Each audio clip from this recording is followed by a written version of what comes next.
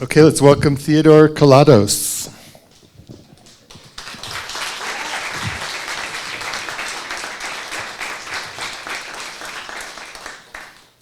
Wait, it's just me or what? Just you. We did one at a time. Yeah. All right, I'll find my You're light. in the spotlight. There you go. You look good. Woo! So wow. How did the idea for Palookaville come about?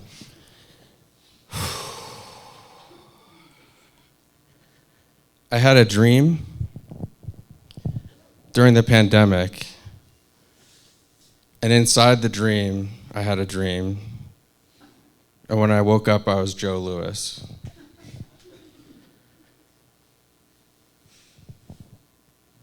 And I was also smashed over the head with a bottle. I'm going to throw it back to you.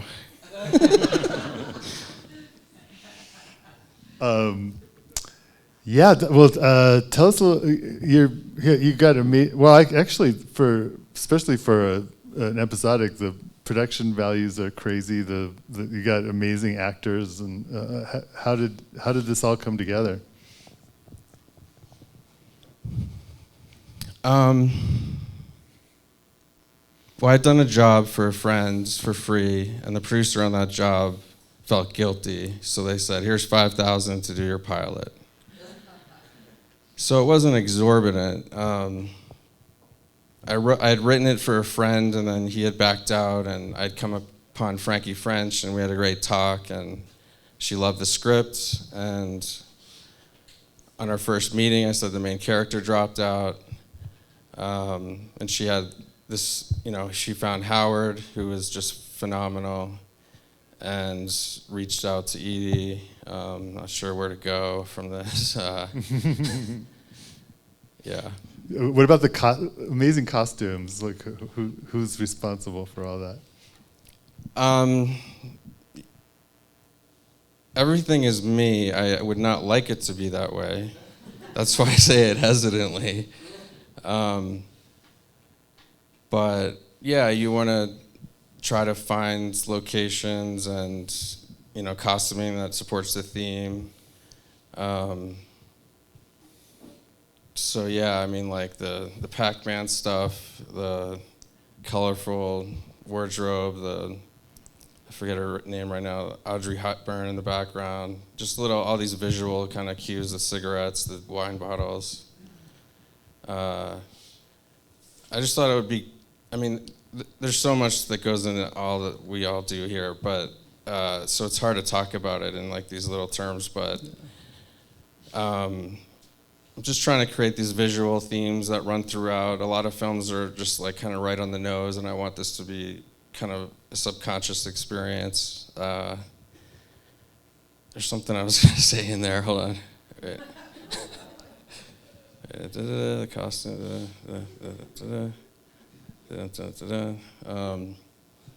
Fuck, I lost it. Sorry. Okay, well, if it comes back, yeah, jump in. Yeah, I'm much better one-on-one. Yeah. Questions from the audience? Go ahead.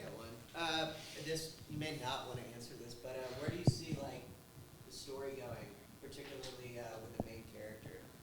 Where do you see the story going? That's a secret. Realistically, what I wanted to do is design something out of the pandemic that functioned as a series. I think it'd be fun to, work with pretty much everyone in it is a stand-up or a comedian. I love working with stand-ups and comedians. I've done it in my past films. And so I just would really love to make a show where there's a writer's room, there's a comedians, and we can flesh it out and have fun with it. That probably won't happen. So I have ideas how I would do it lined up in my head, and but I also wanted to design it as like a beginning of a feature, whatever opportunity may not arise. But ideally, I would like it to be a show so you could follow any of the characters through their little tales and overlap them in the neighborhood of Palookaville. So like even the guy on the street, you could do an episode, you know, just, it could be just a lot of fun, you know. That's what I want it to be, is kind of fun, metaphoric, serious, intimate, visual, you know. Cool. Yeah. Any other questions? Go ahead. Why Joe Lewis?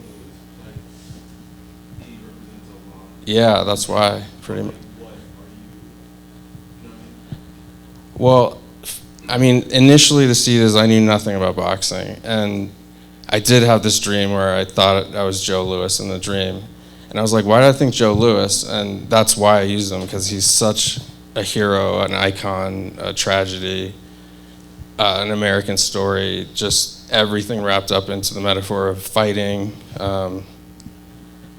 and just the genre of boxing is so strong in films, so that's always interested me, just boxing films.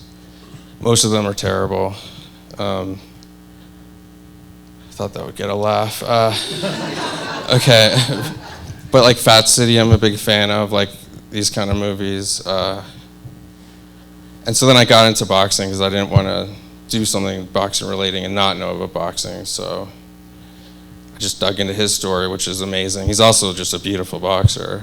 And now I'm really into boxing, strangely enough. But so yeah, I mean, he is to me like above Muhammad Ali, above anyone that I could think of, you know, at that time. The story is so interesting. I mean, like he really did have this crazy, strange friendship with Max Schmeling, which is just blows my mind. There's just so much there, you know. But that story is just like World War II, all this stuff, like, and then you create a friendship with a guy that you fought twice. All that stuff is, and then he did pay for a lot of Joe's funeral, which is like, they really had this strange relationship, you know, and just our times and the conflict that we find ourselves in just seemed like kind of a beautiful spin. Nice. So do you have any other projects coming up besides parlaying this into something else? Well, I have scripts and whatnot, but in terms of this, you know, I would like to find a producer to help me pitch it, so it's like an FX or something like this. Probably not going to happen, but maybe. But that's what I need. I need someone to help like pitch it with me to, you know, you need people that know people. So I feel like I did this far. It seems to be doing well. And I feel like that's my role. And then I need someone to be inspired by it and help. Or I'll make it an indie feature, but I don't know if I want to do that or not. Cool. Well, thanks so much for sharing with us. Yeah, thank you. This is great here. Yeah, cool. And we got a couple more episodics coming up.